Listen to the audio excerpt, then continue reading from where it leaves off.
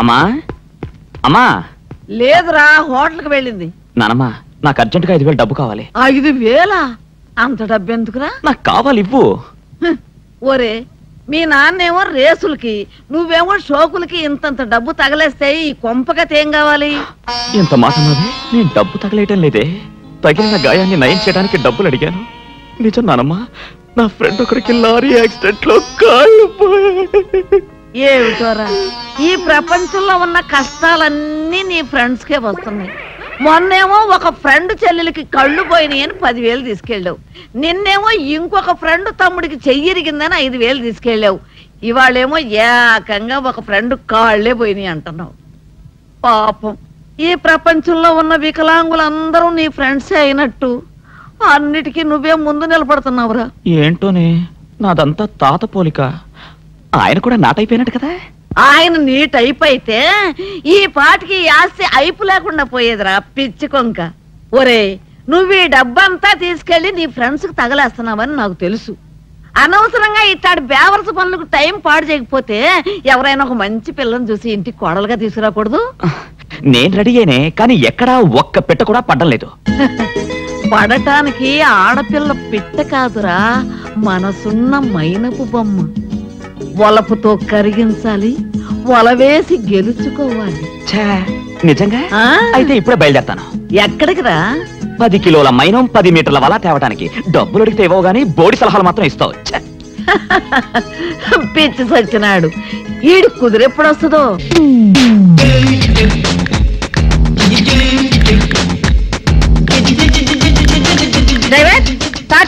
అమ్మా tyre puncture అయిపోయిందమ్మా.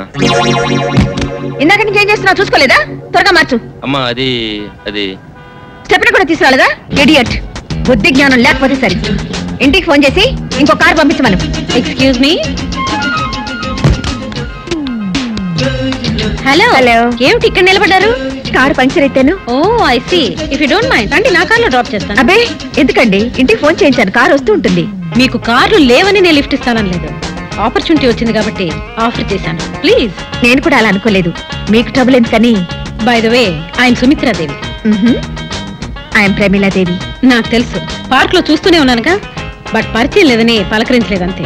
రండి, కార్లో వెళుతూ మాట్లాడుకుందాం. ఓకే. అదిగో చూడండి, అది మా హోటలే, మాధవ్ ఇంటర్నేషనల్ అని. Oh is it? మాధవ్ మా అబ్బాయి ఇంజనీరింగ్ చదివాడు. మాధవ్ బిల్డర్స్ అండ్ కన్స్ట్రక్షన్స్ అనే కొత్త కంపెనీ ఫ్లోట్ చేసే ప్రయత్నాల్లో ఉన్నాడు. Very good. మాకు బెంగళూరులో పెద్ద ఫామ్ కూడా ఉంది. మా వారు నెలలో 20 రోజులు అక్కడే ఉంటారు. ప్రస్తుతం బెంగళూరులో పెద్ద స్టార్ హోటల్ కూడా కట్టిస్తున్నాం. మీ వారు దుబాయ్లో ఉంటారు. దుబాయ్లోనా? ఏం బిజినెస్ చేస్తున్నారు? పెట్రోలియం ప్రొడక్ట్స్ ఎక్స్పోర్ట్ చేస్తుంటారు. I see.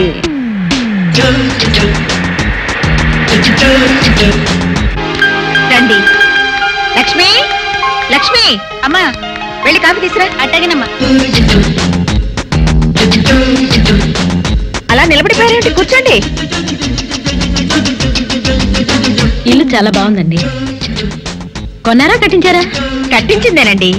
కొనటానికి మన టేస్ట్ ప్రకారం ఎక్కడ దొరుకుతాయి ఇల్లు? I know you have a very high taste. Thank you. మీకు ఒక అమ్మాయి ఉండాలి కదా? ఎక్కడ కనిపించదే? కాలేజీకి వెళ్ళిందండి. తీసుకోండి. Thank you.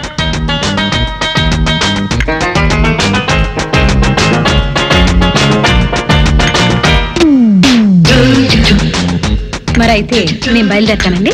ఒక్క నిమిషం ఉండండి, ఇప్పుడే వస్తాను.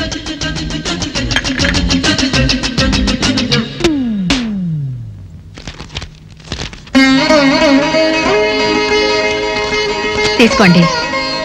ఇప్పుడు ఇవన్నీ ఎందుకండి? ఇంటికొచ్చిన ముత్తైదులకి ఇలా పసుపు కుంకుమలు ఇవ్వడం మా ఆచారం.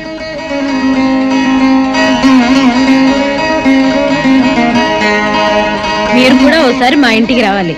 తప్పకుండా. లక్ష్మి, పళ్ళని తీసుకెళ్లి కార్లో పెట్టు.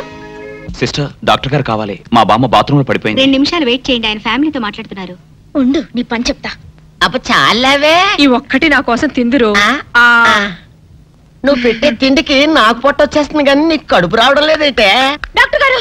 ఏమిటమ్మా దొడుగుమాను? మీ కొంప మునిగిపోయిందండి. అసలు ఏంటి, ఏమైంది? నా కొంప మునిగిపోవడం మీ ఏంటి? పని అయిపోయింది. ఇక మీకు పుత్తూరు కట్టలు తప్పు డాక్టర్ గారు. అయ్య బాబాయ్, ఇదిగో అమ్మాయి, నీకేమైనా పిచ్చా? పిచ్చి నాకు కాదండి, మా ఆయనకి. మీ ఆయనకా? అవునండి, ఇప్పుడు మీ పని పట్టడానికి వచ్చాడు. మధ్యలో మా ఆయన ఏం చేశారు?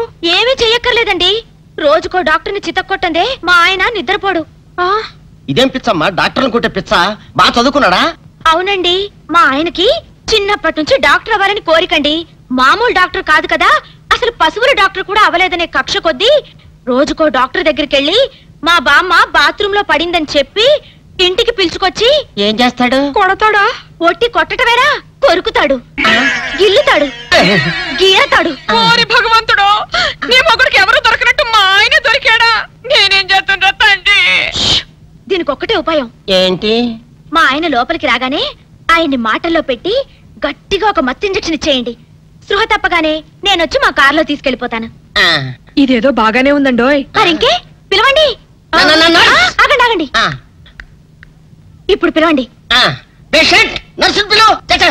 నర్స్, పేషెంట్ పిలు. డాక్టర్ డాక్టర్, చాలా అర్జెంట్ కేసు. ఏం బాబు, మీ బామ్మ బాత్రూమ్ లో పడిపోయింది అంతే కదా? అరే, అంత కరెక్ట్ గా ఎలా చెప్పారు? ఆయన అంతే బాబు, మహా తెలివి మనసులు. ఏమండి, బాబుతో వెళ్ళి పాపం వాళ్ళ బామ్మని చూసిరండి. అలాగే ఇంజెక్షన్ రెడీ చేసుకుని వెళ్తా. ఇంతకీ మీ బామ్మ వయసు ఎంత? 70 ఏళ్ళండి. అయ్యో పాపం.